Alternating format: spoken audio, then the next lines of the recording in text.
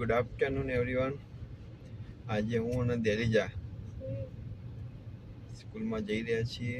સોમવારથી સ્કૂલો ચાલુ થાય છે. વેકેશન પૂરું થવાની તૈયારી અને નવા સત્રની ફર્સ્ટ પીટીએમ, નવો ક્લાસ, નવા ટીચરને મળવા અને શેડ્યુલ જાણવા માટે આજે સ્કૂલમાં બોલાયા છીએ 12 થી 1માં. તો જઈએ છીએ. શું દેલીજા, તાર શું કહેવું નવા વર્ષ માટે?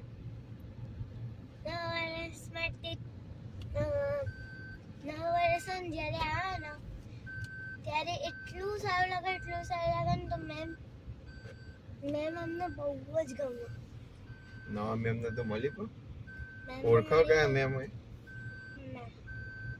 તો આજે મળી લઈએ આપણે.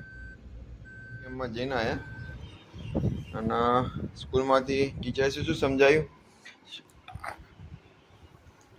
લેસન ડાયરી, આપણે ગુજરાતીમાં એના લેસન ડાયરી કહેતા, પણ અત્યારે સ્કૂલવાળા અલ્મેનિક જેમાં લેસન ડાયરી જ આવતી. જેમ કે આમાં જો જનગણ મનનું ગીત છે, અહીં પેરેન્ટ્સનો ફોટો અને એવું બધું લગાવવાનું. ઓકે, અને અહીંયા નંબર સાઈન કરવાની. બસ હવે તાજા ચિઠ્ઠીઓ લખવાની કાં. MS સ્કૂલ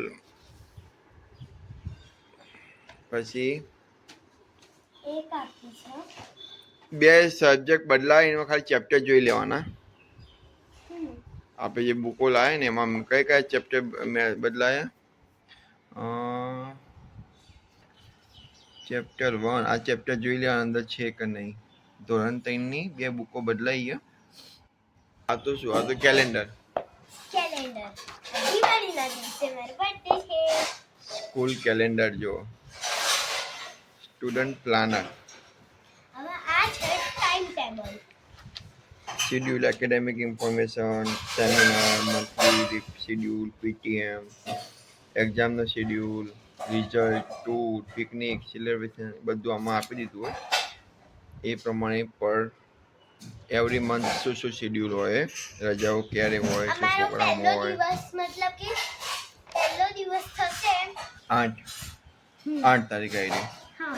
સ્કૂલ રીઓપન 8 તારીખે અમારો પહેલો દિવસ. એ રીતના આખું કેલેન્ડર આપ્યું હોય. 9 તારીખે એના 10, 11, 12. હા, તો આ ટાઈમે 4 દિવસ રજા રહેશે.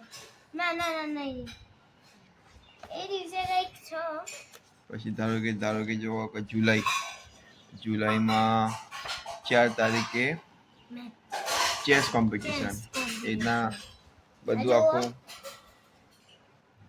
એ રજા, રથયાત્રા, હોલિડે. એના આખું બધા મંથનું આપી દીધું હોય. Diwali vacation, annual function. અને આ છે હવે ટાઈમ ટેબલ. જો સોમવારે હિન્દી, ટેકવન્ડો, ગુજરાતી અને મેથ્સ 2 સબ્જેક્ટ. ચાર અને મંગળવારે ગુજરાતી, હિન્દી, EVS અને કોમ્પ્યુટર. સારું કહેવાય, શેડ્યુલ સારું હોય. વિશેષ અને બુધવારે ઇંગ્લિશ, સ્પોર્ટ અને EVS અને ગુજરાતી. અને ગુરુવારે મેથ્સ, ઇંગ્લિશ, હિન્દી, EVS. અને શુક્રવારે ડ્રોઈંગ, ચિત્ર, ઇંગ્લિશ, ડાન્સ, મેથ્સ. અને શનિવારે EVS, ગુજરાતી અને મેથ્સ. ઓકે. ક્લાસ ટીચરનું નામ છે ગાયત્રી મેડમ અને કોઓર્ડિનેટર ધ્વની મેડમ. ઓકે, તો હવે સોમવારથી સ્કૂલ ચાલુ. શું કહેવું કહીશ?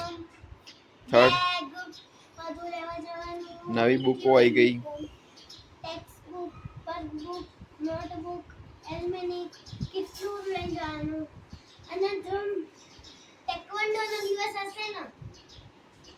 બહુ હાર્ડ પડશે કેમ કે સર નવા છે એટલે કશું નહીં કરાવો પછી બહુ દિવસ એટલે થોડાક દેર પછી સ્ટ્રેચિંગ કરાવશે જેમ કે અત્યારમાં થતું નહીં જો ફાટી ના જાય ના મારે અત્યારમાં સ્ટ્રેચિંગ થતું નહીં પણ ધીરે ધીરે થઈ જશે હા અને જો પહેલા દિવસે કાઠું પડશે હમ હવે બહુ પગ દુખાશે હા ચલો તો best of luck third standard 3 માટે થેન્ક યુ બરોબર